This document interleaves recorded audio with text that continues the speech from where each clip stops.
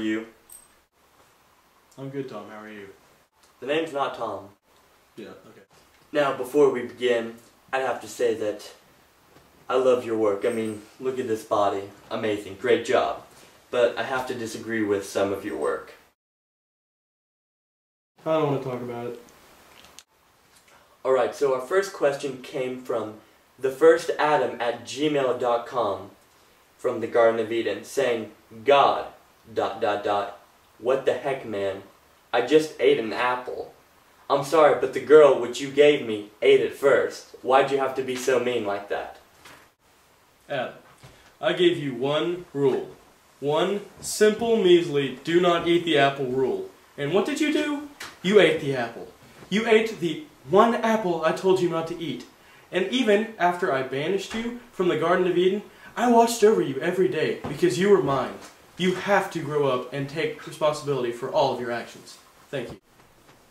Our next question comes from TotalVictory@Cox.net. She says, it was the serpent that tricked me into eating the apple in the garden. It was not my fault. And first of all, why did you let me walk around naked?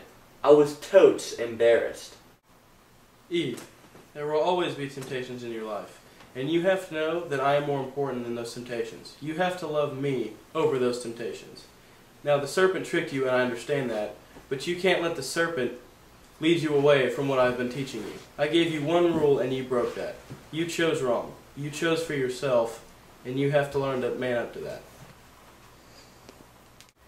Our next question comes from Jake the Jeldy at jakeshouse.com.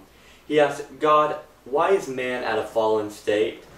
I mean, we didn't really do anything wrong. It was our ancestors. You're right, Jake the Jeldy. You really haven't done anything wrong. And that's why I've given you so many opportunities to make things right. I sent my only son, Jesus Christ, to die on the cross for you. He has set you free from sin, and all you have to do is go get baptized and believe in Him and love me for the rest of your life. Our next question comes from Abraham or Abraham, IDK@Cox.net. I just got done circumcising all of the males in my household, including myself. Ow. Why did we all have to do this? I can only imagine how hard this was for you. But, since you have done your end of the covenant, I will uphold mine. I will make your descendants as numerous as the stars, and I will watch over them every day and protect them as my own. This question comes from Noah's Arcade at bigoceans.org.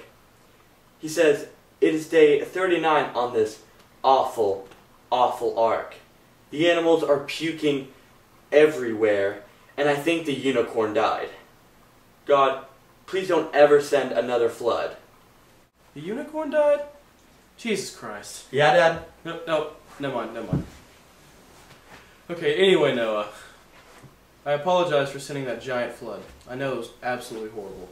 And I have given you a sign of significance, and I will never ever do it again. The sign is the rainbow. Every time you see a rainbow, you will remember my promise to you, that I will never ever flood the earth again. This question comes from David the Follower at desert.com. He says, we have been wandering the desert for 39 years. I don't think this Moses character knows where the heck he's going. We are in doubt of you, O Lord, and some have stopped following your teachings. David, Moses knows what the deuce he is doing. Believe me, I know. And in this next year I will give you the 10 Commandments. It will be a significant sign of the covenant that I am making with you. If you follow these 10 Commandments, then I will protect you, and I will give you the promised land that you and your people so rightfully deserve. Our next question comes from JDaddy at Cox.net, saying, God, I have gone through so much trouble to get this child a proper place to be born. This jerk in the inn says there are no more free rooms, but I saw plenty of them when I was there. He gave us a barn which smelled really bad. Why is this Jesus kid so important? Well, Joseph, my son is so important because he is the continuation of the Old Covenant that I promised my people in the Old Testament. He is the way into the kingdom of heaven. He defeated sin, and it's because of him that people are allowed into the gates of heaven.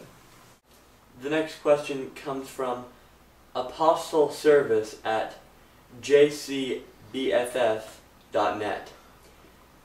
He says that this Jesus guy is totally awesome.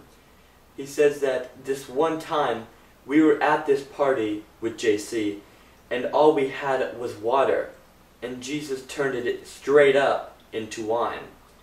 Why would you make this guy die for all of man's sin? He's awesome. I knew Jesus was going to go to heaven from the moment I created him. Not all of my creation will, though.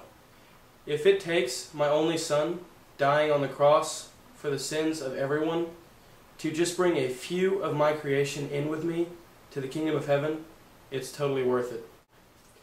This next question comes from P. McAttack at Dallas Cowboys Own My Soul .teachingsomejesus.com.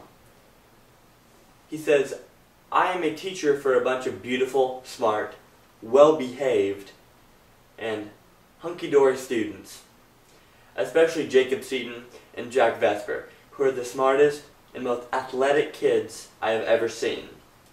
I think I'll even start Jack Vesper on the varsity baseball team. He goes on to say, anywho, my question is, how is this Jesus continuation of the covenant? Ah yes, Jacob Seaton and Jack Vesper. Both so attractive. Amazing pieces of work, really. That Jacob Seaton. So sexy. Sexy, sexy, sexy. So sexy. And ladies, amazingly enough, he's single.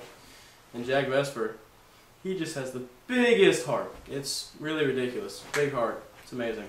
Anyway, back to Jesus. He is the continuation of the covenant that I promised my people in the Old Testament. I promised them freedom from sin, and I promised them the land that they both truly deserved. And Jesus continues that by dying on the cross for them. When he died on the cross, he set us all free from sin, and he opened the gates of heaven, which is the land that I promised them. Our last question of the day comes from Brooker the Looker at Match.com. She says, why ain't the sky purple? Is it finally the last question? Thank me. Ugh. Sky's purple. Yeah, well, that would be stupid. And plus, God is good. I am good. Jesus is good. I am God. Last comment was pretty stupid because I am God. This interview is over. Thank you. Thank you so much, God. It's been a pleasure asking you questions. Yeah? Okay. That's the end of our video.